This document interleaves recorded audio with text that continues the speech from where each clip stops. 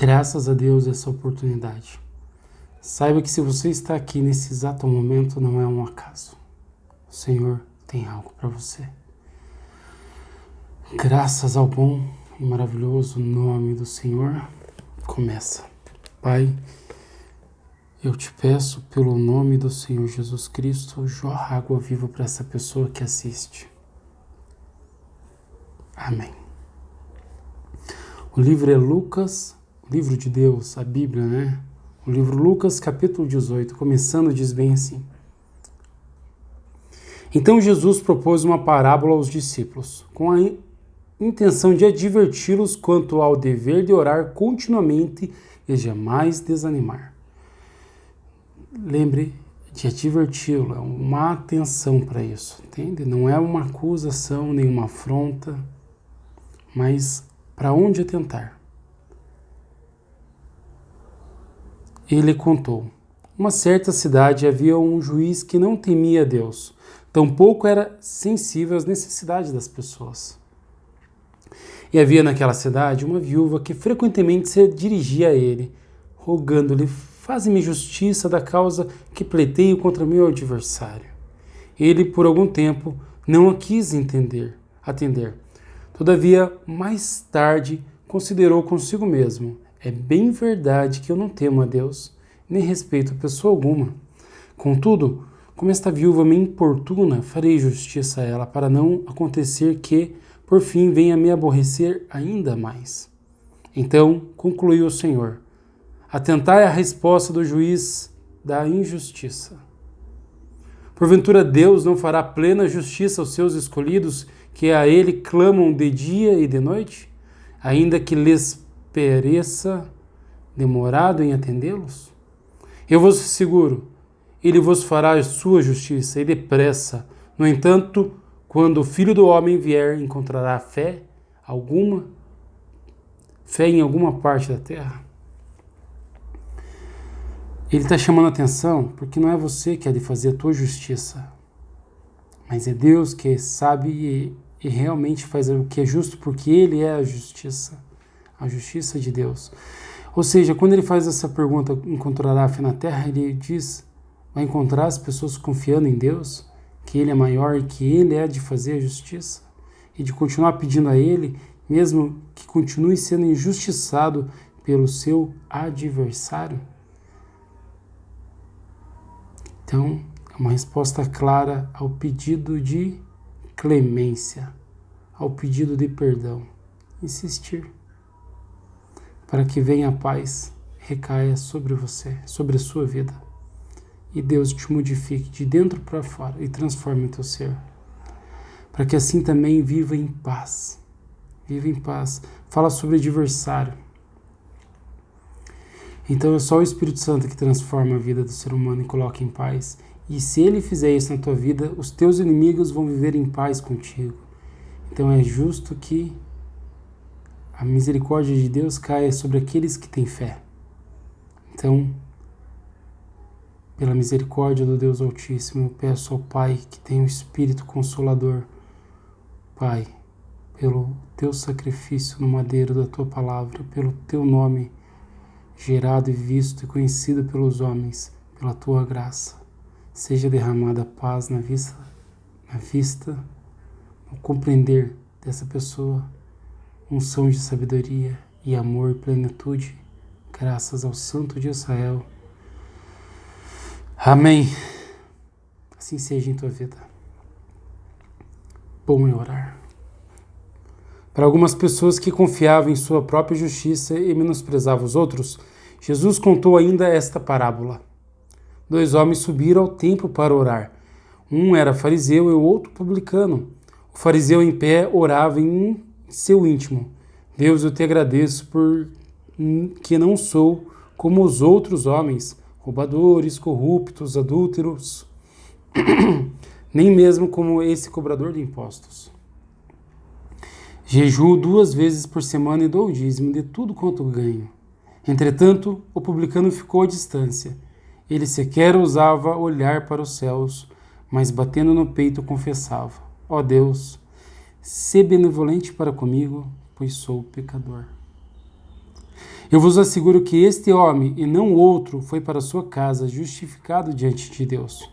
Porquanto todo aquele que se vangloriar será desprezado, mas o que se humilhar será exaltado. Essas são qualidades de Deus, né? Do humilde de Israel. Porque toda humildade tem uma recompensa. E toda humilhação tem uma elevação.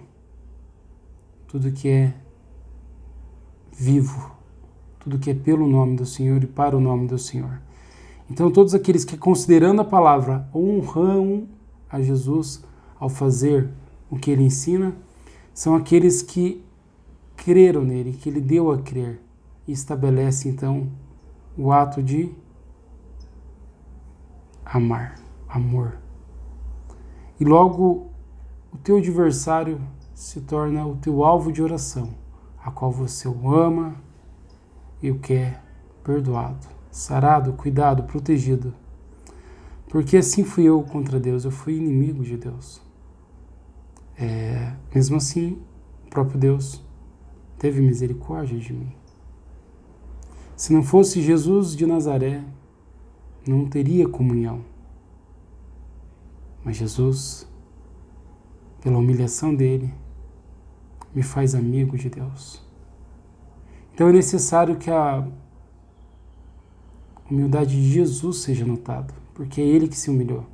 E graças à misericórdia dele, eu possa ser transformado. E essa barreira se desfaz e a humilhação sai da minha vida, porque ele me guia a acertar. Só o Senhor é Deus, só ele é capaz. Eu prefiro estar com a cara humilhada no pó da terra.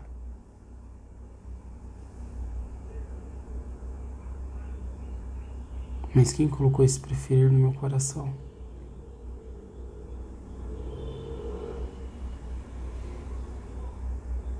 Jesus sofreu muito mais que isso.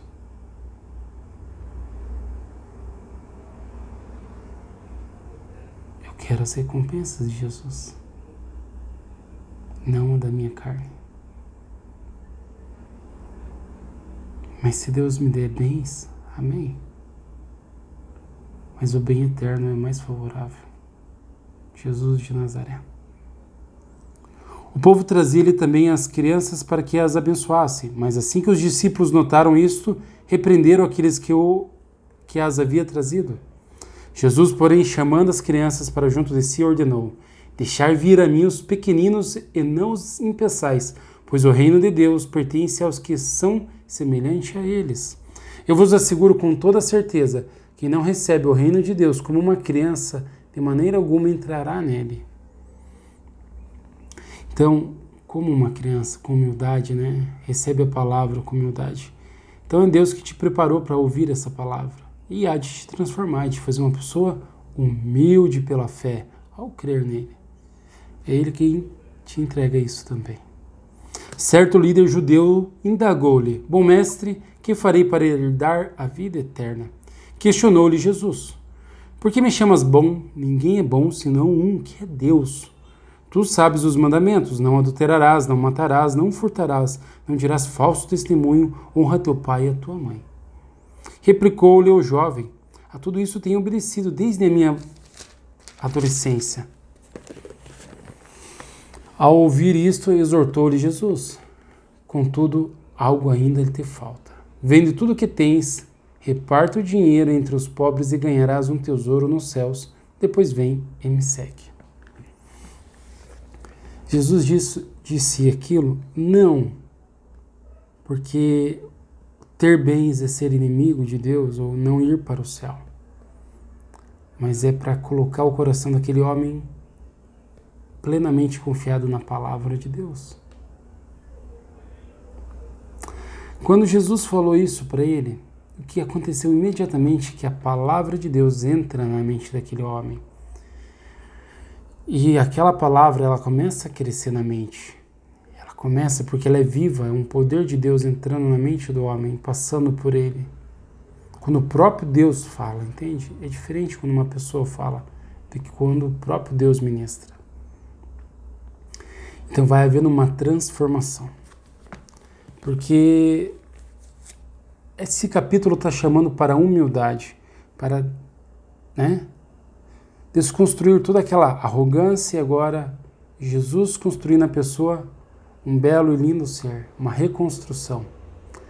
Então, aqueles bens faziam daquele homem se tornar, se sentir, pensar de uma maneira tal que era necessário que ele desfazesse, mas não é assim com todos, porque são pessoas diferentes, são consciências diferentes, são mentes diferentes, são terrenos diferentes, são difíceis tipos de construção, mas é só um que é o bom trabalhador e para ele todo o serviço é fácil, porque ele tem todas as qualidades, as ferramentas necessárias e o saber fazer. Ao ouvir essas orientações, o jovem entristeceu-se muito, pois era riquíssimo. Jesus, observando o semblante abatido daquele homem, exclamou: quão difícil entrarão no reino de Deus os que possuem muitas riquezas. Certamente é mais fácil passar um camelo pelo fundo de uma agulha do que entrar um rico no reino de Deus. Esse possuir não é um possuir físico. Da mente dele está ligada àqueles bens. A mente dele se sentir dona daquilo a ponto tal de não querer desfazer, entende? A ponto de agarrar aquilo para si, querer muito aquilo, ambicionar muito aquilo. Mas Jesus é quem corta os laços do amor e do apego ao dinheiro imaterial. Porque se Jesus tivesse vindo para santos, ficaria descontrário com o que ele disse, que ele veio para pecadores. Então ele vem para transformar mentes e corações. Ele é o mesmo que faz os ricos se tornarem humildes. Sim. Os que se acham grandes aqui dentro, ricos aqui dentro, possuidores, donos de alguma coisa, que têm direito de alguma coisa, pessoas que acham que são merecedoras de alguma coisa, se tornarem humildes, confiantes que tudo é de Deus, é para quem administre o Senhor Jesus de Nazaré, o Espírito Santo, que é dono. Então daí a pessoa se liga que é pobre, que tudo é de Deus, e aí então pode entrar, porque sabe que não é merecedor, entende? Só muda de dono, não deixa de estar com os bens, mas o verdadeiro dono é Jesus de Nazaré. Aí ele mudou, transformou. É uma boa cambiação, essa que também é possível ser feito pela mão dele, a quem ele desejar que assim seja. Os que ouviram essas palavras questionaram: se é dessa maneira, quem poderá se salvar? Jesus lhes asseverou: tudo que é importante aos seres humanos é possível para Deus. Tudo que é impossível aos seres humanos, tudo que é impossível para os seres humanos é possível para Deus. Tudo que é impossível para os seres humanos. A salvação é impossível para o ser humano, mas não para Deus. Então, por isso, o próprio Deus se faz carne, vem entre nós e salva as pessoas, entende? Então, um jovem rico é muito difícil. Então, quer dizer que é necessário que Jesus vá lá e trabalhe e mude o coração dele a saber que ele não é proprietário, que ele não é dono e que tudo é de Deus para que seja dividido de acordo com a vontade de Deus. E isso é lindo, é Jesus quem faz. Porque Deus é dono de tudo, é o mais rico. Ele não vem condenar pessoas por ter bens. Ele apenas vem mudar mentes e corações. Para isso ele faz trabalhos, né? Ele muda o coração, ele muda a mente com o espírito da verdade. Por isso o serviço dele, aquela cruz, indica o que ele está fazendo na tua alma constantemente. Ao que Pedro se manifestou: eis que nós deixamos nossa família e bens para te seguirmos. Então Jesus lhes afirmou: com toda certeza eu vos asseguro, ninguém há que tenha deixado casa, esposa, irmãos, pai ou filhos por causa do reino de Deus, que não receba no tempo presente muitas vezes mais e na era futura a vida eterna. Veja, ele diz que recebe muitas vezes mais no tempo presente, essa palavra irrevogável, recebe riqueza. Mas então a pessoa deixa de se apegar àquilo e aí Deus entrega. Incrível. Porque onde tiver o seu tesouro, ali estará o seu coração. Então ela coloca o tesouro dela em Deus, em Jesus Cristo, na palavra, e Deus a recompensa. Não é um querer barganhar da tua parte, querer falar, não, então eu vou colocar e ele vai fazer. É ele quem faz essa multiplicação, essa bênção. Ele quem transforma a mente e o coração. E aí, pela humildade do servo, por estar humilde, aí ele vem e agracia a vida do funcionário. Entende? Com a vida eterna, com a maior riqueza, com o Espírito Santo, com sabedoria, discernimento. E como Salomão foi, né? O homem sábio pediu sabedoria, então ele querer a sabedoria mais do que toda a riqueza, mais que inimigos, mais que mulheres, mais que tudo, mais que brigas e vencer guerras e cabeças inimigos, como ele queria sabedoria, então ali ele honra a Deus pela fé, por crer. Então ele honrou o nome de Deus, ele deu testemunho que Deus é importante e é verdadeiro na vida dele, porque Deus é, sobre todo mundo, importantíssimo, mesmo que a mente não se dê conta. Mas então ele foi agraciado com mais bens. Onde estiver o seu tesouro, ali estará o seu coração. Porque ele estava com o tesouro dele, na palavra de Deus e na vida eterna. Por isso foi agraciado. E Jesus, chamando à parte os 12, lhes revelou: eis que estamos subindo para Jerusalém, e tudo que está escrito pelos profetas sobre o Filho do Homem se cumprirá. Ele será entregue aos gentios, que zombarão dele e o insultarão, cuspirão nele e depois de muito açoitá-lo, o matarão. Contudo, no terceiro dia ele ressuscitará. Os discípulos não compreenderam nada do que fora dito. O significado dessas palavras ainda lhes estava oculto e, portanto, não podiam entender o que ele estava falando. Acontecendo que, ao aproximar-se Jesus de Jericó, estava um homem cego sentado à beira do caminho, suplicando por esmolas. Assim que ouviu a multidão passando, ele perguntou do que se tratava aquilo. E informaram-lhe: é Jesus de Nazaré quem vem passando. Então o cego se pôs a exclamar: Jesus, filho de Davi, tem misericórdia de mim, aos berros. Os que caminhavam à frente o repreenderam para que se calasse. Entretanto, o homem gritava cada vez mais: Filho de Davi, tem misericórdia de mim! Foi então que Jesus parou e ordenou que aquele homem fosse trazido à sua presença. E tendo ele chegado bem próximo, Jesus perguntou-lhe: Que queres que eu te faça? Ao que lhe respondeu o homem: Senhor, eu quero voltar a enxergar. Então Jesus lhe determinou: recuperação à vista, a tua fé te curou. Jesus determinou: recupere a tua vista, a tua fé te curou. Deixando claro que a visão é mais importante que o dinheiro, que a riqueza. Que o poder discernir, compreender, ver, enxergar é mais importante do que o que se pode comprar. E os que têm visão, os que podem compreender, são esses que vão seguir a Deus. Sim, Deus agracia. Aí aquele homem pôde ver, já não é uma riqueza? Já não é ser honrado por Deus? Cores, pássaros, vida. Dinheiro nenhum no mundo pode comprar tal coisa. Quanto mais o discernir a vida eterna e compreender o Espírito Santo, é uma riqueza infinita, a melhor de todas. Que o Senhor te agracie. E também Ele dá o que precisa, tá? Está escrito na palavra dele, sim, Ele dá. Enxergando bem ainda, é muito bom ter bens, receber maravilhas de Deus, para que o nome dele seja exaltado e glorificado cada dia mais. Naquele mesmo instante, o homem recuperou a capacidade de ver e passou a seguir a Jesus, glorificando a Deus, quando toda a multidão observou, o que aconteceu, na mesma forma rendia louvores ao Senhor.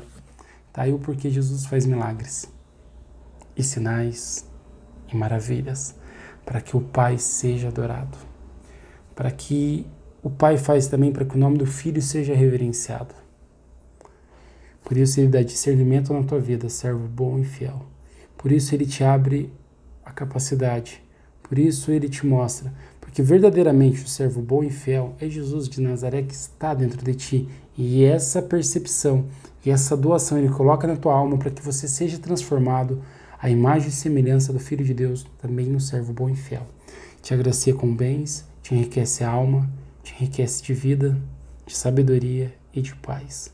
Graças ao amor de Deus. Transforma mentes e corações. Também coloca num bom destino, na caminhada celeste, em espírito, no caminho de vida, graças ao nome de Deus.